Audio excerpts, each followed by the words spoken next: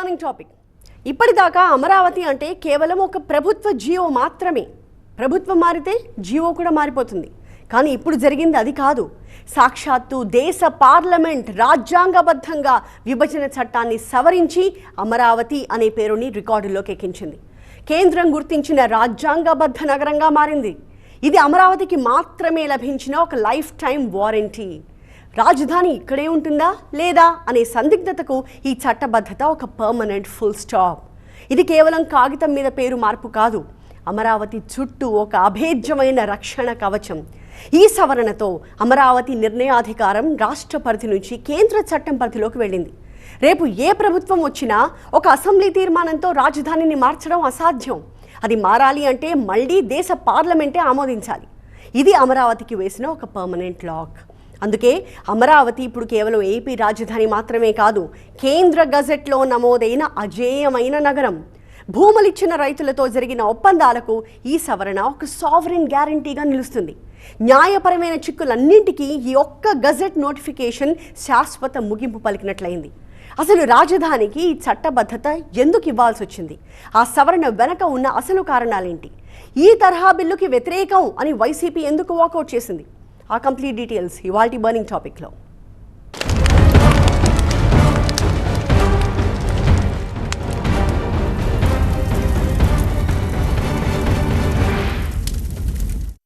కానీ ఒక్క మాట నిజం, ఒక రాష్ట్రానికి రాజధాని ఏదో ఎక్కడో నిర్ణయించుకునే అధికారం ఆ రాష్ట్రానిదే. అదే అంటున్నారు వైఎస్ జగన్. కరెక్టే, కానీ రాష్ట్రంలో అధికారంలో ఉన్న వాళ్లే అమరావతే రాజధాని అని తీర్మానించారు. కేంద్రం దాన్ని ఆమోదించింది. రాజ్యాంగ ప్రకారం అది వ్యాలిడా కాదా అనేది వేరే విషయం. కాకపోతే ఏకంగా ఏపీ పునర్వ్యవస్థీకరణ సవరణ బిల్లు ద్వారా పార్లమెంట్ ఆమోదించింది అంటే దానికి ఖచ్చితంగా ఒక వాల్యూ ఉంటుంది. జగన్ మళ్ళీ అధికారంలోకి వచ్చినా సరే వెనక్కి తిప్పడం అంత సులభం అయితే కాదు. ఆ నిజం వైఎస్ జగన్కి కూడా తెలుసు. అందుకే ప్లాన్ బిని రిలీజ్ చేశారు. మచిలీపట్నం, విజయవాడ, గుంటూరు ప్రాంతాల్ని కలుపుతూ రాజధాని పెట్టొచ్చుగా అంటూ సలహా ఇచ్చారు. దానికి మావిగన్ అనే టైటిల్ని కూడా సజెస్ట్ చేశారు. మావిగన్ వినడానికి జగన్ లాగా ఉంటే గనక పేరు మార్చుకోవచ్చు అనే సజెషన్ కూడా ఇచ్చారు.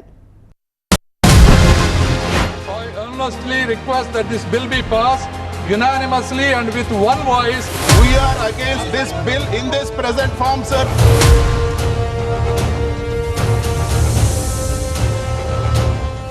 అసలు అమరావతికి చట్టబద్ధత ఎందుకు? వైసీపీ అడుగుతున్నది ఇదే. సామాన్యుడి ప్రశ్న కూడా. ఇందుకోసం పార్లమెంట్లో ఏకంగా చట్ట సవరణ చేయాల్సిన అవసరం ఏంటి అనేది కూడా మెదళ్లలో నానుతోన్న ప్రశ్నే. హైదరాబాద్ 10 ఏళ్ల పాటు ఉమ్మడి రాజధానిగా ఉంటుంది. ఆ తరువాత ఆంధ్రప్రదేశ్కు ఒక కొత్త రాజధాని ఉండాలి అని 2014 విభజన చట్టంలో రాసి ఉంది. అందులో అమరావతి అనే పేరు లేదు. సో ఆ పునర్విభజన చట్టంలో ఖాళీగా ఉన్న ఆ చోటును అమరావతి అనే పేరుతో భర్తీ చేశారు. దీంతో అమరావతికి రాజ్యాంగబద్ధ చిరునామా దొరికింది. భారత రాజ్యాంగంలోని ఆర్టికల్ 3 and 4 ప్రకారం కొత్త రాష్ట్రాల ఏర్పాటు లేదా మార్పులు చేసే అధికారం పార్లమెంట్కు ఉంటుంది. 2014 విభజన చట్టం ఈ ఆర్టికల్స్ కిందనే రూపొందించారు. ఆ తరువాత వచ్చి సెక్షన్ 5 ని సవరించడం ద్వారా అమరావతిని రాజధానిగా గుర్తించే అంశం నేరుగా పార్లమెంటరీ చట్టం పరిధిలోకి వస్తుంది. దీనివల్ల రాష్ట్ర అసెంబ్లీలు భవిష్యత్తులో చేసే తీర్మానాల కంటే ఈ కేంద్ర చట్టానికే ఎక్కువ విలువ ఉంటుంది.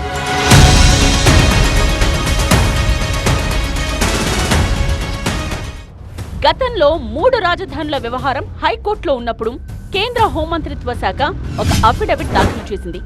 ఒక రాష్ట్రానికి రాజధాని ఎక్కడుండాలి, ఎన్ని రాజధానులు ఉండాలి అనేది పూర్తిగా ఆ రాష్ట్ర ప్రభుత్వ నిర్ణయాధికారం. ఇందులో కేంద్రం జోక్యం చేసుకోదు అని అఫిడవిట్లో చెప్పింది. విభజన చట్టంలోని సెక్షన్ 6 ప్రకారం కేంద్రం శివరామకృష్ణన్ కమిటీ వేసి సూచనలు మాత్రమే ఇచ్చిందని, తుది నిర్ణయం రాష్ట్రానిదేనని అప్పట్లో కేంద్రం స్పష్టం చేసింది.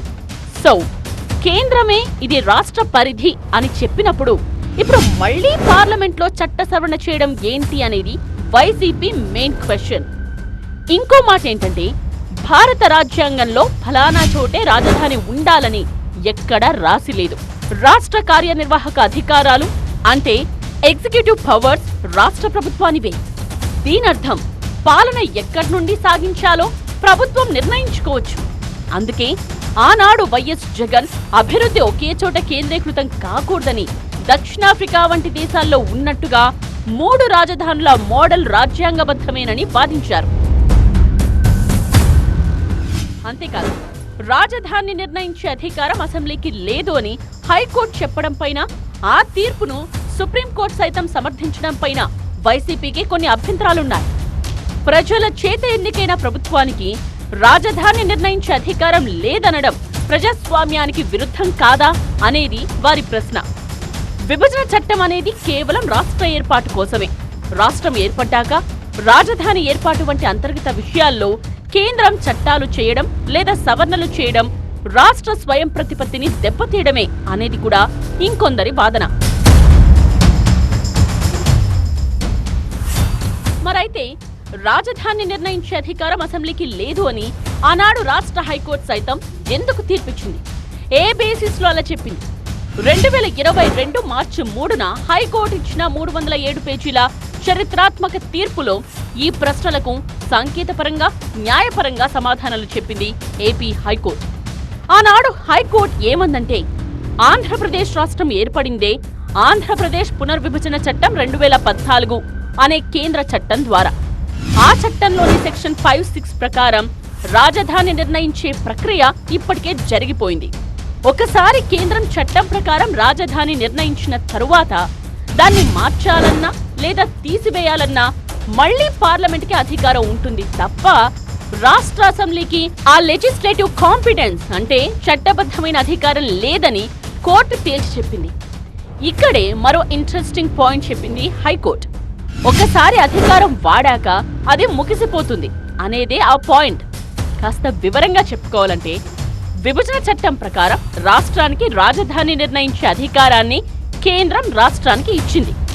ఆ అధికారాన్ని ఉపయోగించి అప్పటి ప్రభుత్వం అమరావతిని రాజధానిగా నోటిఫై చేసింది. ఒకసారి ఆ అధికారాన్ని ఉపయోగించి రాజధానిని ఖరారు చేశాక ఆ అధికారం అక్కడితో ముగిసిపోతుంది. మళ్లీ రాజధానులను మార్చే అధికారం ఆ చట్టం రాష్ట్రానికి ఇవ్వలేదని కోర్టు అభిప్రాయపడింది. అంతేకాదు, రాజధాని కోసం 33,000 ఎకరాల భూమినిచ్చిన రైతులతో ప్రభుత్వం ఒక ఒప్పందం చేసుకుంది. ప్రభుత్వం ఒక మాట ఇచ్చి దాని ఆధారంగా రైతుల నుండి భూమి తీసుకున్న తరువాత ఇప్పుడు మేము రాజధాని మారుస్తాం అనడం రాజ్యాంగ విరుద్ధమని హైకోర్టు తన తీర్పులో చెప్పింది. రాష్ట్రాల సరిహద్దులు, పేర్లు, రాష్ట్రాల ఏర్పాటుకు సంబంధించిన అంశాలు రాజ్యాంగంలోని ఆర్టికల్ 3(4) కిందకొస్తాయి. వీటిపై తుది నిర్ణయాధికారం పార్లమెంటుదే. విభజన చట్టం ఈ ఆర్టికల్స్ కింద రూపొందించారు కాబట్టి ఆ చట్టంలో మార్పులు చెయ్యాలన్నా లేదా రాజధానిని మార్చాలన్నా పార్లమెంట్ ఆమోదం తప్పనిసరని కోర్టు ఆనాడు కోర్టు చేసింది. ఓవరాల్ గా రాష్ట్ర అసెంబ్లీకి రాజధానిని నిర్ణయించే అధికారం ఉంది. కానీ నిర్ణయించిన రాజధానిని మార్చడం లేదా తీసివేసే అధికారం లేదు అనేది హైకోర్టు తీర్పు సారాంశం.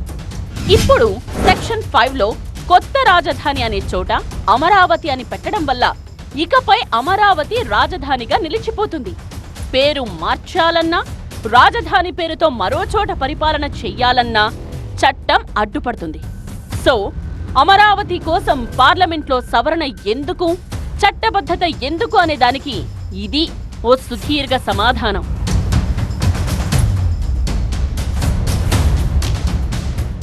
సెక్షన్ 5లో మార్పులతో అమరావతి మాస్టర్ ప్లాన్ కు చట్టబద్ధ రక్షణ కూడా ఉంటుంది. గతంలో అమరావతి మాస్టర్ ప్లాన్ ను మార్చడానికి ప్రయత్నాలు జరిగాయి. ఇప్పుడు విభజన చట్టంలో సవరణ జరిగింది కాబట్టి అమరావతి కోసం నోటిఫై చేసిన ప్రాంతం అంతా రాజధాని ప్రాంతంగా కేంద్ర రికార్డ్స్ లోకి ఎక్కుతుంది. దీనివల్ల మాస్టర్ ప్లాన్ ను ఇష్టానుసారంగా మార్చడం లేదా జోన్స్ ను మార్చడం న్యాయపరంగా అసాధ్యమవుతుంది. ఒక్క వైసీపీ మినహా దాదాపుగా అన్ని పార్టీలు అమరావతి చట్టబద్ధత బిల్కి మద్దతిచ్చాయి. ఆంధ్రప్రదేశ్ రాష్ట్ర రాజధానిగా అమరావతికి చట్టబద్ధమైన హోదా కల్పించాలని కోరుతున్న ఈ బిల్ని మూజువాణి ఓటుతో ఆమోదించింది లోక్సభ. రాజ్యసభలో కూడా ఆమోదం పొందిన తర్వాత రాష్ట్రపతికి చేరుకుంటుంది. ఈ సవరణ ప్రకారం 2014 జూన్ 2 నుంచి ఏపీ రాజధానిగా ఉన్నది అమరావతే అని నోటిఫై అవుతుంది. బట్ వైసీపీ మాత్రం బిల్లు స్వరూపాన్ని తప్పుపట్టింది. రాజధాని నిర్ణయం రాష్ట్రానిదే అని ఒకనాడు చెప్పిన కేంద్రం మళ్ళీ తన పరిధిలోకి తీసుకుని చట్ట సవరణ చేయడం ఏంటి అనేది వైసీపీ ప్రశ్న. బిల్లు స్వరూపాన్ని వ్యతిరేకిస్తూ అందుకే వాకౌట్ చేసింది. ప్రతిపక్షం వర్షన్ ఎలా ఉన్నా అమరావతికి చట్టబద్ధత బిల్లుకు లోక్సభ ఆమోదం తెలపడంపై CM Chandrababu full happy. Andhra Pradesh రాష్ట్రానికి ఏకైక రాజధాని అదే అమరావతి. అమరావతి భవిష్యత్తుపై ఉన్న సందిగ్ధతకు శాశ్వతంగా తెరపడిందనేది కూటమి ప్రభుత్వం సంతోషం. అదే టెంపోలో వైఎస్ జగన్ పైన కామెంట్ చేశారు. బిల్లుపై చర్చలో పాల్గొనకుండా వైసీపీ వాకౌట్ చేయడంపై విమర్శలెక్కుపెట్టారు. జగన్ ఎన్ని జన్మలెత్తినా అమరావతిలో ఒక్క ఇటుక తాకలేడంటూ పెద్ద డైలాగే పేల్చారు. ఇంక రాబోయే రోజుల్లో అమరావతిని ఇంచు కూడా కదిలించలేరు. అమరావతి ప్రజా రాజధాని చట్టం తీసుకొచ్చే మునుపు కేంద్రం ఒక తీర్మానం పంపిస్తే ఇమ్మీడియట్ గా చేస్తామని అడిగితే నేను మేఘాల పైన అసెంబ్లీ సమావేశం పెట్టి ఢిల్లీకి పంపించాం. అసెంబ్లీ సమావేశాలు కూడా రాలేదు. అది ఒక రాజకీయ పార్టీ ఎట్లా ఊహిస్తారో మీరు నాకు అర్థం కాల. సో అమరావతి విషయంలో వైసీపీ విజన్, జగన్ వర్షన్ ఏంటన్నది ఒక క్లారిటీ వచ్చేసింది. అమరావతికి వైసీపీ వ్యతిరేకం కాదు, కానీ 2 లక్షల కోట్ల రూపాయలతో రాజధాని నిర్మాణం సాధ్యమవుతుందా అన్నదే ప్రతిపక్షం ప్రశ్న. అందుకే అమరావతిని యాజ్ ఇట్ ఈస్ గా అలాగే ఉంచేసి 3 రాజధానులు ప్రతిపాదించి విశాఖను ఎగ్జిక్యూటివ్ క్యాపిటల్ గా చేయాలనుకున్నామనేది ఇప్పటికీ వైసీపీ నుంచి వచ్చే వాదన. వైఎస్ జగన్ కూడా అదే అన్నారు. అమరావతిలో 8,000 కోట్ల రూపాయలు ఖర్చు చేయడానికే 7 ఏళ్లు పడితే 2 లక్షల కోట్ల రూపాయల రాజధానిని నిర్మించడానికి ఇంకెన్నేళ్లు పడుతుందని ప్రశ్నించారు. కాస్ట్ పర్ ఎస్ఎఫ్టీ అడుక్కు అయ్యే ఖర్చు ఏకంగా 11,000 నుంచి 14,000 అవుతా ఉంది.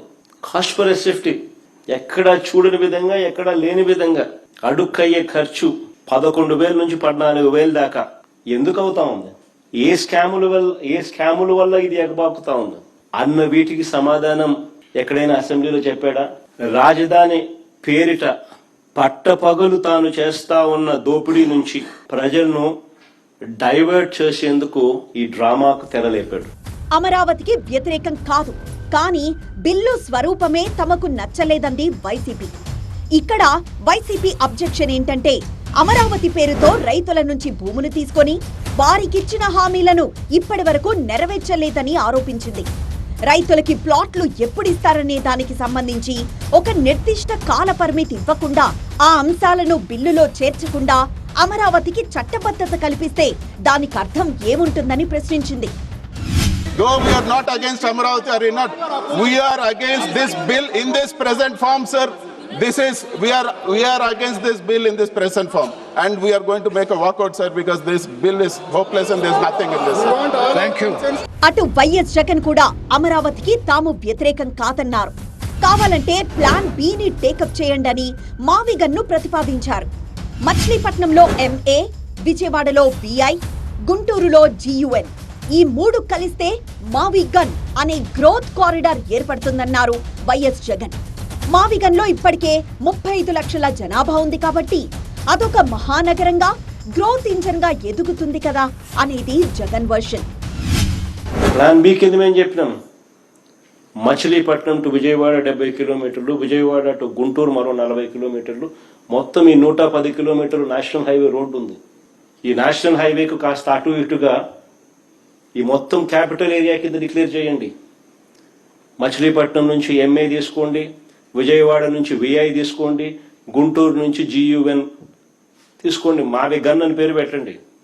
మచిలీపట్నం, విజయవాడ, గుంటూరు, మావిగన్.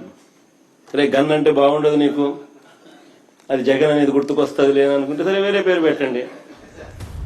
జగన్ ఇలా అంటే లోక్సభలో మాత్రం వై నాట్ వైజాగ్ అనే డైలాగ్ వినిపించింది. సమాజ్వాదీ పార్టీ ఎంపీ ధర్మేంద్ర యాదవ్ ఇచ్చిన ఈ స్టేట్మెంట్ ఎవ్వరూ ఊహించంది కూడా. అందులోనూ అమరావతి చట్టబద్ధత బిల్లుకు మద్దతిస్తూనే ఈ నినాదం వినిపించారు. आंध्र प्रदेश का सबसे बड़ा शहर विशाखापट्टनम स्वाभाविक राजधानी के तौर पर डेवलप हो रहा था, और अगर उस स्वाभाविक राजधानी को आपने स्वीकार किया होता तो आज जो बहुत सारी चर्चा चल रही कि इतनी जमीन की जरूरत पड़ रही है, इतने खर्चे की जरूरत पड़ रही है, इतने लाख करोड़ इन्वेस्टमेंट की जरूरत है, अगर आंध्रा के साथियों ने, वहां की सरकार ने ये फैसला लिया होता तो आज ना तो इतनी किसानों की जमीन की जरूरत पड़ती, न इतना पैसा खर्च करने की जरूरत पड़ती जो कर्ज लेके आपको लेना पड़ रहा है, शायद नहीं पड़ती अगर आप लोग विशाखापट्टनम डेवलप करते। कि जो 2013 का भूमि अधिग्रहण बिल अधिनियम पास हुआ इसी सदन से, क्या 4 गुना मुआवजा आपने किसानों को दिया है? అసంతృప్తి వ్యక్తం చేసినా, ఎవరెలాంటి ప్రతిపాదన చేసినా అమరావతి చట్టబద్ధత లభించింది. ఈ బిల్లు అమరావతిని ఆంధ్రప్రదేశ్కు శాశ్వత రాజధానిని చేస్తుందని చెప్పుకొచ్చింది టీడీపీ. అమరావతిని అణిచివేయాలని, ఆపివేయాలని ఆయన చేసినటువంటి ప్రయత్నం సామాన్యమైనది కాదు సార్. జేసీబీలతో, జైళ్లతో భయపెట్టి కూల్చివేతలు సాగించి ఆయన చేసిన రాజకీయ విధ్వంసం కూడా ఒక చరిత్రే సార్. ఆయన అణిచివేత వల్లే ఈరోజు రైతుల గుండెల్లో అమరావతి ఒక ఉద్యమ అగ్నిగా రగులుతా ఉంది. ఆయన చేసిన అడ్డంకుల వల్లే ఈ రాజధాని ప్రాముఖ్యత దేశమంతా కూడా మారుమోగిపోయింది.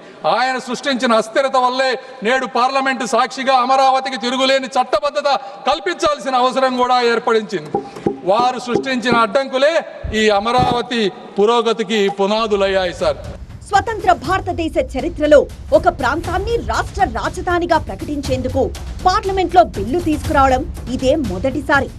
ఇదే విషయంపై చర్చ జరిగింది లోక్సభలో. అందుకే అమరావతిని రాజధానిగా చేయడం మూలంగా వారికి నమ్మకం కలుగుతుంది, పెట్టుబడులు వస్తాయి, ఉద్యోగాలు వస్తాయి, సంక్షేమ కార్యక్రమాలు విస్తరించవచ్చు, రాష్ట్రం అభివృద్ధి చెందుతుంది, మరి దేశానికే తలమానికంగా మారుతుంది. That is why we want a permanent capital for Andhra Pradesh, sir.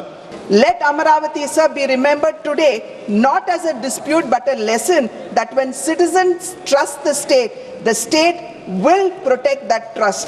I urge this august house, sir, to stand with the state of Andhra Pradesh so that Amaravati stands forever a stable, lawful and proud capital and as a testament of how India honors sacrifice.